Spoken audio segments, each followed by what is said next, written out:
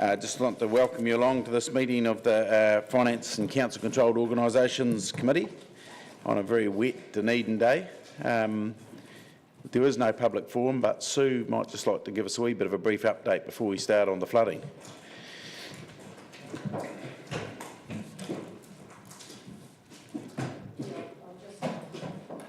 Give you a quick update on where things are at. So Sanders, I'll just give you a on-the-ground view, but first of the city and then where the main concern is at the moment, which is out on the Taieri.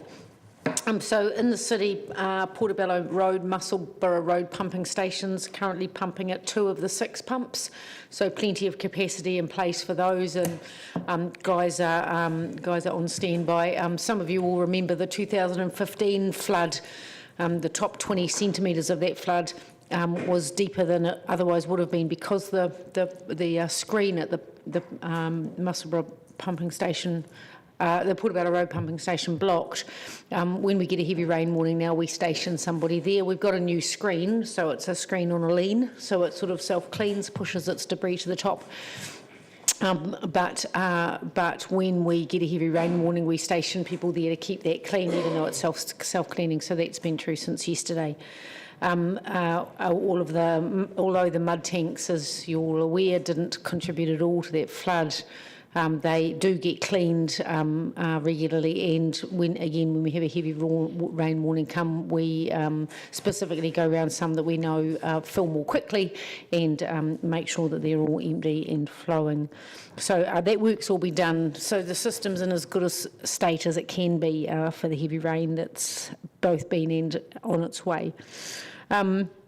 The Leith Lindsay, the modelling's showing that's running at about 60 to 70 cumecs at the moment. That we start to get concerns when that's at about 100, but the modelling's showing that we're not, we're keeping an eye on it, but nothing seriously concerning at this point, although we are expecting 10 to 15 millimetres an hour now on the hills, and that can affect the Leith Lindsay system pretty quickly, and the other side of the catchment into the Waitati as well pretty quickly. So we're keeping a pretty close watching brief on that.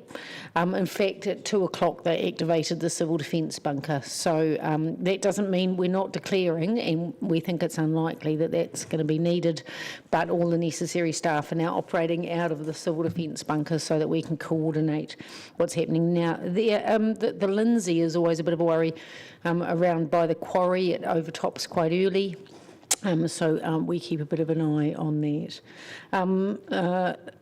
South Dunedin's faring okay. The ground is very saturated and there is some local ponding, but the tide is favourable, so this rain has come strategically placed with the 2 heavy rainfall events both coinciding with low tides, so the groundwater issues become less of concern.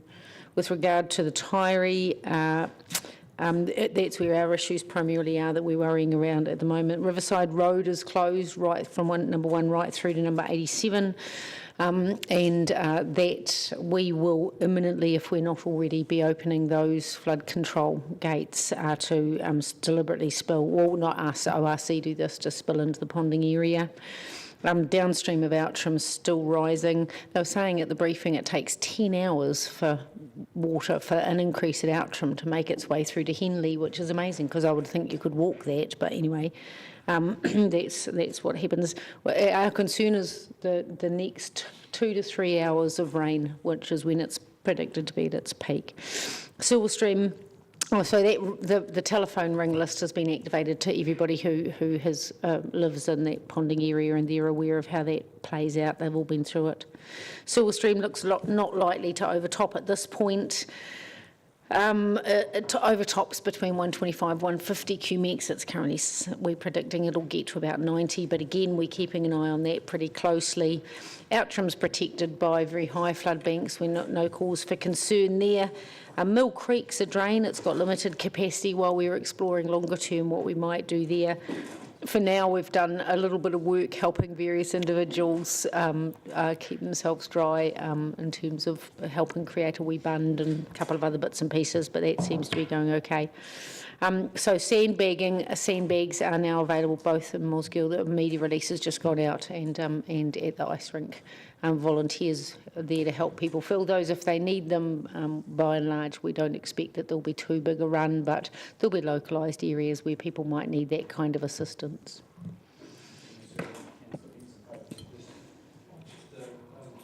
I'm just looking at the Met Service website as well. So the peak that you're anticipating is at 4 o'clock. Yes, and they're saying that time change has been unchanged since yesterday, so they seem pretty certain on that's when we think that heaviest period will be. Yeah, they're showing at 21 at the moment. 21 millimetres. right now? Oh, for that period? Okay. Oh, that's over a 2-hour period. Yeah, we're expecting 10 to 15. It can be a little bit. I mean, it's we had the big Tyree flood last, and South Dunedin came away almost unscathed. It can be exceeding it becomes very difficult to predict. Even with a very good weather radar, it would be difficult to predict where those swings. But they do swing around. We can never quite tell which catchment is going to be primarily affected. So we tend to have to be alert to all of them. Yeah, thank you. I don't have a huge amount of faith in the weather forecasters. They were the same people 3 weeks ago were talking about a hot and dry November, and now all I can see for the next 10 days is rain. But Councillor Wilson. It's been answered. Thank you very much, Sue. Cheers.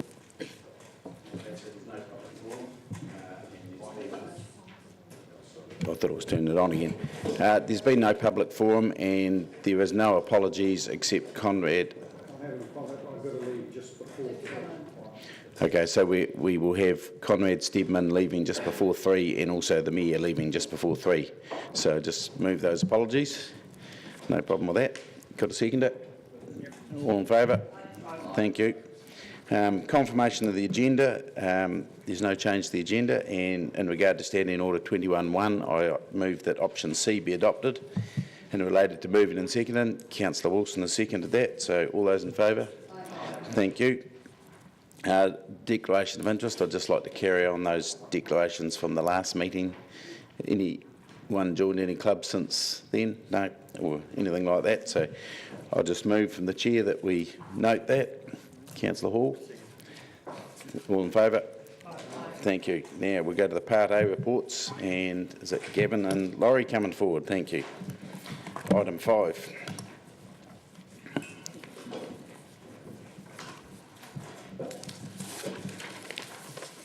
Would you like to preface your report with any comment or take it as read, or how would you like to take it today? I mean, happy to take it as read through the chair. Just to note, I mean, obviously this is the September result. I mean, obviously we've just completed the October result, continuing in October to seeing the capital expenditure running well above budget and obviously well above last year. I think we made a comment in the report regarding Waipori, so it's fair to say the share market in October was not pretty. So we saw a decline in all markets. So effectively, in terms of fair value gains, we're still positive for the year, but certainly down on what it was at the end of September, and that's across pretty much all equity markets. So happy to take questions. Any questions, councillors? No questions. Well, I'd like to ask one. Just in terms of the graph you had on, well, I'm not sure where it was, I saw for the capital expenditure, Gavin, that capital expenditure is well above the graph. Where would that look? Would that be about tracking right or above or below for the updated capital expenditure figure that we moved at our last meeting?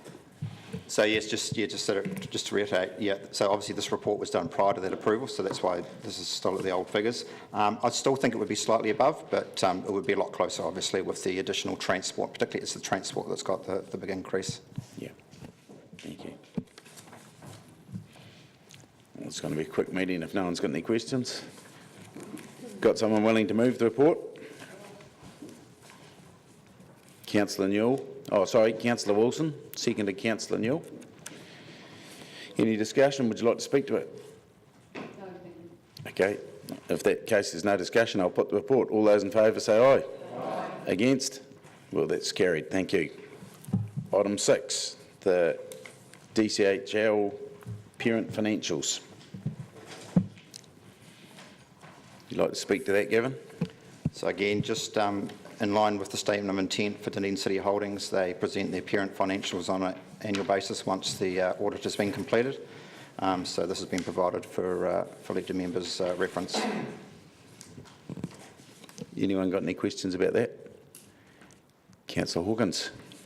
Yeah, thank you, Mr. Chairman. And just about the unexpectedly high dividends, is it their policy that is automatically applied to the debt of the relevant company or group, as opposed to being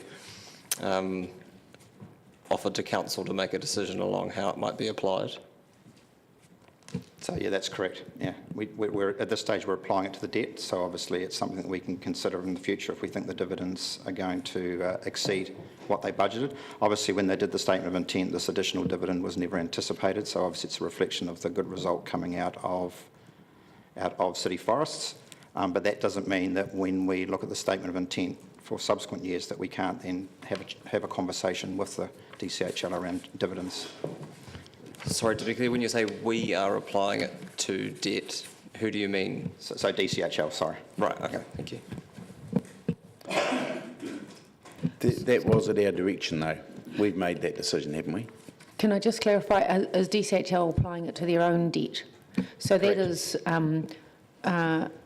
about 10 years, 12, 13 years ago, DCHL began a process of borrowing to pay dividends. And so they'd racked up a total debt of $40 million with no asset base for that particular $40 million. It was debt that sat with DCHL. It was because we had written to them saying we needed bigger dividends at that point in time. And so they've now paid off just a bit over half of that, and we've said it's a priority to that debt is non-productive debt. It's not like owning the forestry company where we get a dividend. It's just debt that sits on the books. So that is money that we're not able to spend, and it's belt tightening that we've had to do in order to just do away with dividends. You own those assets so that you get dividends, but at the moment we've said it's their priority is to pay that unproductive debt off.